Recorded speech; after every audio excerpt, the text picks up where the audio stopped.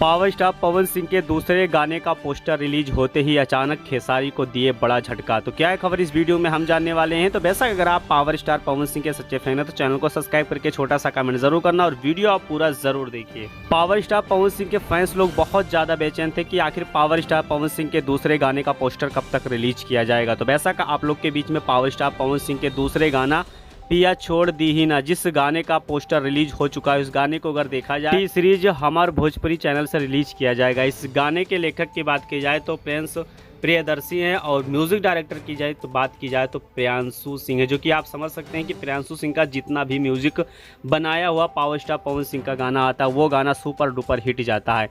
लेकिन ये गाना का पोस्टर आते ही खेसारी लाल यादव को बड़ा झटका लग चुका है, क्योंकि खेसारी लाल यादव आज की डेट में देखा जाए तो छोटे सिंगर का गाना चुरा के ट्रेंडिंग पे आना चाहते हैं। लेकिन इस बार भी लगन 2024 में पावर स्टार पवन सिंह फिर से राज करने वाले हैं 2023 की तरह। तो बेशक इस पे आपका क्या राय चल रहा है कि इस बार पावर स्टार पवन सिंह राज कर पाएंगे कि नहीं कर पाएंगे, आप लोग कमेंट बॉक्स में कमेंट जरूर करके हमें बताइए।